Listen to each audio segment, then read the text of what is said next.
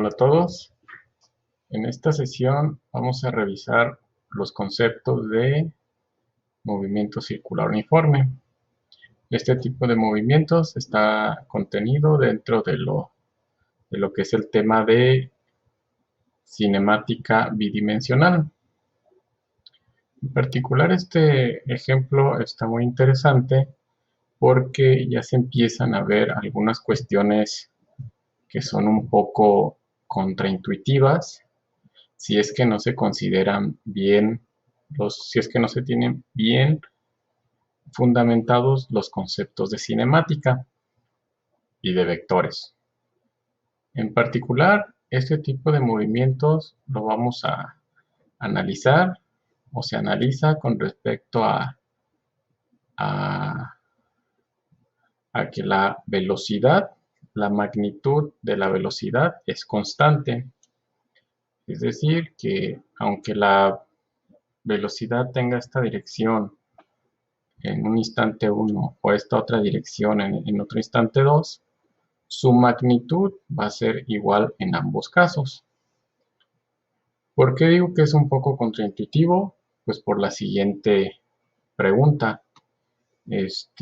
Si la magnitud de la velocidad es constante, ¿quiere decir que su aceleración es cero?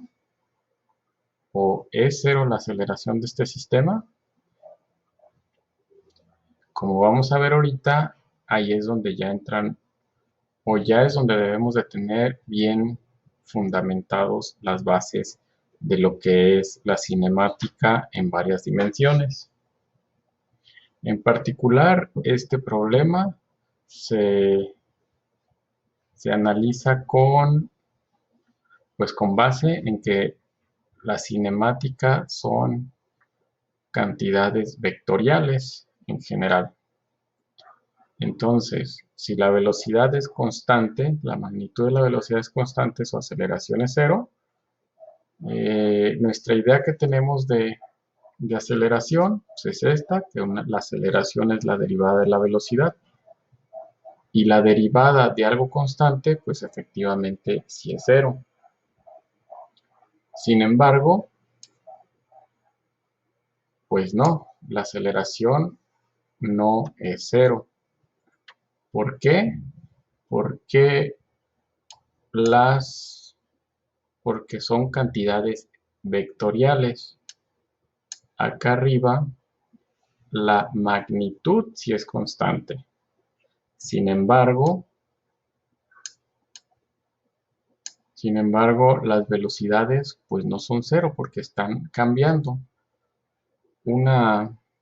La traducción de esta expresión de aquí de la derivada es si existe un cambio de la velocidad con respecto al tiempo o si la velocidad cambia de un momento a otro, quiere decir que hay aceleración. ¿Cuál es el cambio en estas velocidades? Pues está cambiando de manera instantánea en cada instante de tiempo la velocidad está cambiando y ese cambio pues involucra siempre una aceleración, independientemente de que la magnitud de la velocidad sea constante. Entonces, esta expresión de aquí pues es incorrecta. Lo que es constante es la magnitud. Aquí si se fijan, la velocidad tiene su flechita, que esto nos indica que como está escrita de esta manera, su aceleración pues sí es distinta de cero. Y ahí es donde entra un poco lo que sí es una idea contraintuitiva, pero no es contraintuitiva, sino que necesitamos tener bien las bases de lo que estamos analizando, que en este caso van a ser vectores. Y recuerden que una aceleración es un cambio de la velocidad en dos instantes de tiempo. Si cambia, si están diferentes las velocidades, si están diferentes las fechas, pues siempre vamos a tener una aceleración. Y la aceleración es lo que vamos a calcular en esta sesión. Entonces, pues para calcular la aceleración, pues se parte de la definición formal, que es este límite cuando el delta t tiende a 0. Recuerden que este delta t tiende a 0, pues para recuperar toda la información que pasa entre el punto 1 y el punto 2. Ahora son vectores. ¿Cómo realizamos estas operaciones entre vectores? Pues tenemos que descomponer estos vectores en sus componentes. En particular vamos a analizar las coordenadas, las componentes X y las componentes Y vamos a trabajar únicamente con cada componente. O sea que en cada componente vamos a realizar las operaciones en particular de esta resta y la multiplicación por este escalar, 1 sobre delta t.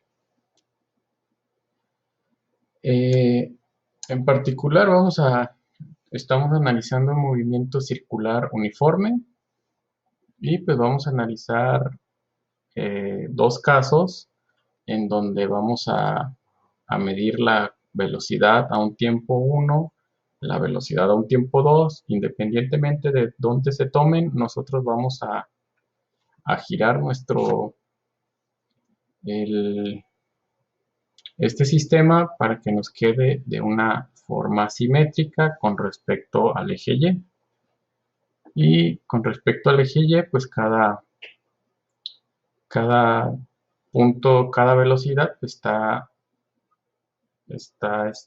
posicionada a un ángulo θ con respecto a este origen. Como les digo, vamos a descomponer estos vectores en sus coordenadas X o sus coordenadas horizontales y sus coordenadas verticales. Primero vamos a analizar este caso de la izquierda, el vector 1 de color rojo. Entonces lo que queremos encontrar pues, es esta componente horizontal, esta componente vertical. Para poderlas encontrar tenemos que relacionar este ángulo con este vector que tenemos acá en B1. Eso es lo que vamos a hacer primero. Entonces vamos a analizar primero una serie de ángulos, los ángulos que están involucrados en este sistema. Entonces, con respecto a este sistema de referencias, nosotros definimos o tomamos nuestro sistema simétrico en donde este ángulo que se forma es θ.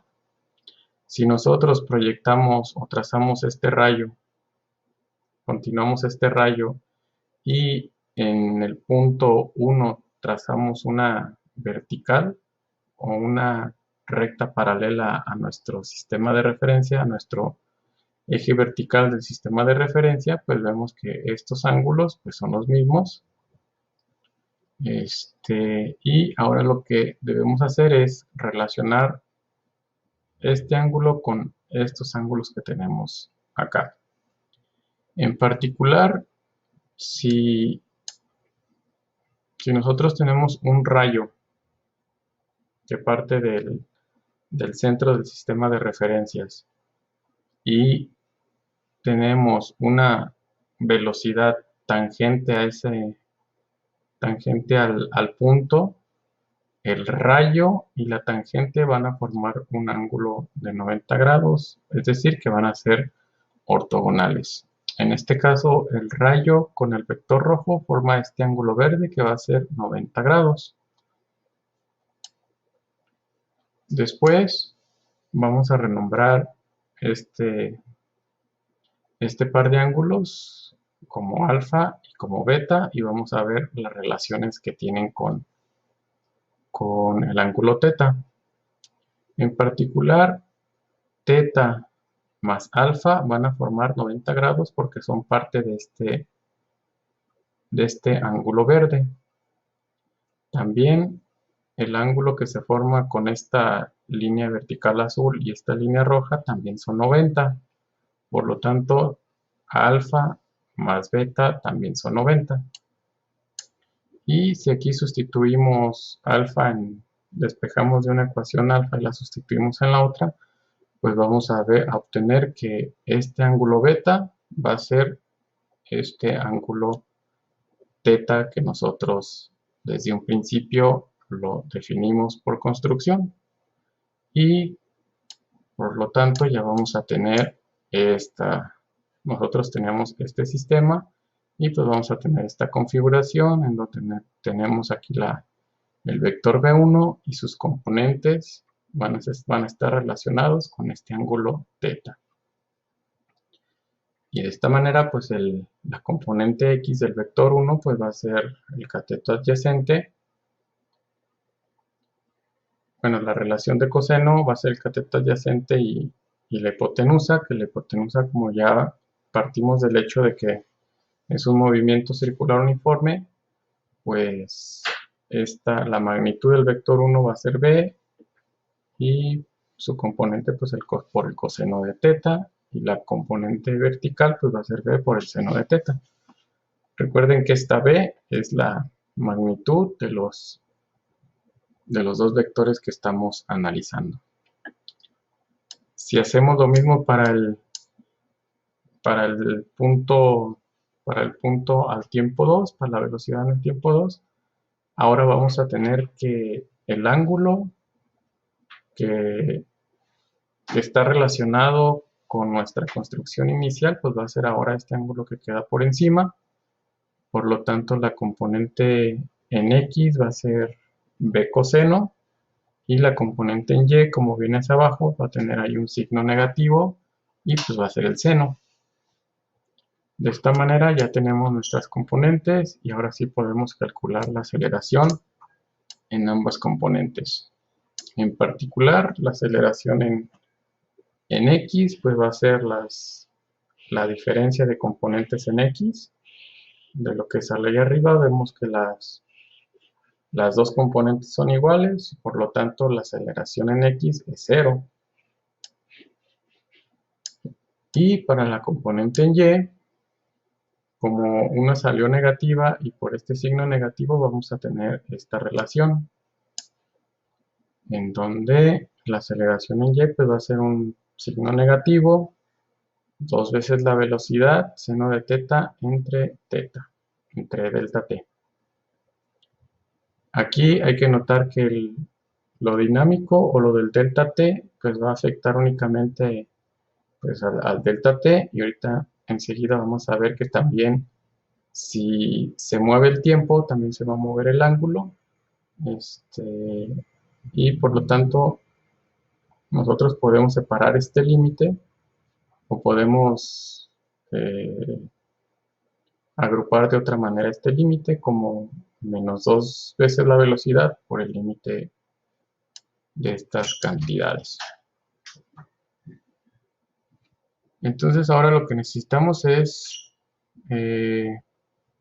pues ver cómo se relaciona el intervalo de tiempo con nuestra variable, con nuestra velocidad, porque recuerden que lo único que conocemos nosotros en este sistema es que la partícula está recorriendo la circunferencia con velocidad constante. Entonces nada más nosotros sabemos, o lo que nosotros podemos medir es la velocidad y el radio de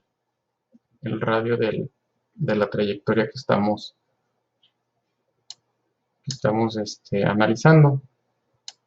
En particular, para este esquema en donde nuestra partícula se desplaza de un punto 1 a un punto 2 en estos ángulos, pues vemos que existe una relación de longitud de arco con el radio y con el ángulo que se desplaza de esta manera. La longitud de arco va a ser igual al ángulo que se desplaza, en este caso van a ser 2 veces teta, porque así lo construimos, y el radio, que es r, que también es conocido.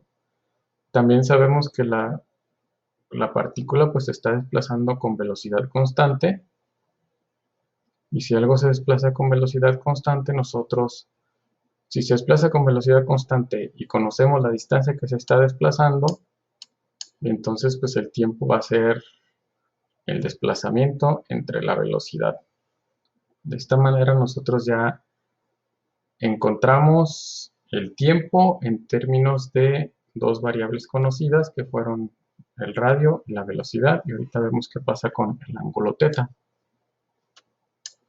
Por lo tanto, la velocidad o la componente en y, la aceleración, en y pues va a quedar, ya habíamos obtenido esta expresión de aquí, y ahora ya relacionamos el intervalo de tiempo con las mismas variables conocidas, y nos queda esta expresión de aquí, y otra vez la velocidad es constante, el radio es constante, no dependen de cómo evoluciona el límite. Lo podemos factorizar o agrupar acá en este otro lado, y vamos a llegar a esta expresión de aquí, que ya casi llegamos a nuestra expresión final. ¿Qué es lo que observamos aquí? Pues que tenemos que nuestro límite pues tiene que ver con delta t. Ya desapareció delta t, nosotros tenemos ahora puros funciones relacionadas con θ, y pues vamos a ver ahora cómo se relaciona el intervalo de tiempo con θ. Y eso es un poco intuitivo lo que va a pasar. Si nosotros medimos por más tiempo, quiere decir que el θ son más grandes. Si nosotros medimos durante un intervalo de tiempo más corto, los ángulos θ pues van a ser más cortos. Y pues generalizando esta idea de una manera no tan formal, pues vamos a tener que si delta t tiende a 0, si estamos en este caso y hacemos el delta t chico, pues también tiene sentido que el ángulo también se haga pequeño. Por lo tanto, podemos intercambiar estos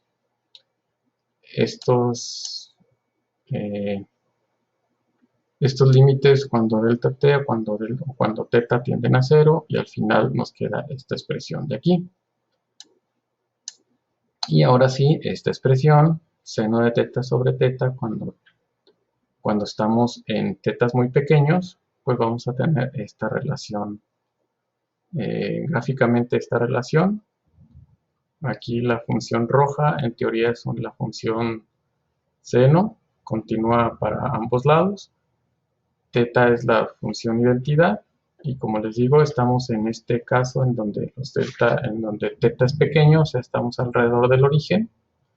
Pues en particular, en este caso, pues las dos funciones son prácticamente iguales, y por lo tanto este cociente pues va a ser la unidad, y por lo tanto la aceleración que va a sentir el objeto que se mueve en una trayectoria circular uniforme, pues siempre va a sentir una aceleración. En este caso, una magnitud de la aceleración igual a b cuadrada sobre r. O sea, datos conocidos. Recuerden que nosotros partimos del hecho de que nos movíamos en una circunferencia con velocidad constante dada, y conocemos el radio de donde nos estamos moviendo. El signo negativo sale porque por construcción nosotros así elegimos nuestro sistema. Que θ tiende a 0 quiere decir que los dos puntos, el punto 1 y el punto 2, pues se van a juntar. En este caso, como les digo, por construcción quedó simétrico con respecto al eje Y, y por lo tanto el signo negativo quiere decir que la aceleración está hacia abajo. Si hubiéramos elegido cualquier otra configuración, la aceleración siempre va a tener una componente hacia el centro del círculo. Esta aceleración, por este motivo, se llama aceleración centrípeta o centro dirigida, y siempre va a tener esta configuración. ¿Qué es lo interesante de esto? Que la aceleración pues va a ser constante, la magnitud de la aceleración va a ser constante, y va a ser igual a esta expresión de aquí, que es b cuadrada sobre r. En la plataforma les voy a dejar esta pregunta para ver si la pueden contestar. Recuerden que para esta expresión esta expresión sale de la idea de que la aceleración es constante. Recuerden que la cinemática es la posición, la velocidad, que es la derivada de la posición con respecto del tiempo, y la aceleración, que es la derivada de la velocidad con respecto del tiempo. Si la aceleración es constante, nosotros podemos llegar a expresiones muy específicas del movimiento que tienen que ver con esta ecuación vectorial. ¿Por qué? Y ahora la pregunta que les voy a dejar en la plataforma es, ¿por qué si la magnitud de la aceleración centrípeta es constante, por qué nosotros no podemos utilizar esta expresión de aquí? Ok, esa pregunta por favor la contesten en la plataforma. Los ejemplos, revisen los libros, en particular si quieren revisar el Resnick, son ejemplos de, principalmente los dos que vienen son de, de objetos que se mueven de satélites. Nuestro satélite natural, que es la Luna, y un satélite artificial que se mueve pues, alrededor de la Tierra. Esos son más o menos los ejemplos típicos, y les voy a dejar otros dos ejercicios en la plataforma para que los analicen. Básicamente es analizar esta expresión, además de la otra expresión de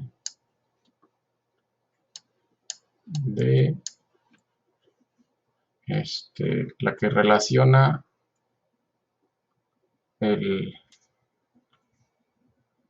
la longitud de arco con el radio r y el ángulo θ. La relación es S es igual a r θ, y también por ahí van a necesitar que también la velocidad es igual a r por velocidad angular. Velocidad lineal, velocidad angular. Se me hace que un ejercicio viene con relación a esto de aquí. Entonces, espero que hayan entendido, y eso sería todo. Hasta luego.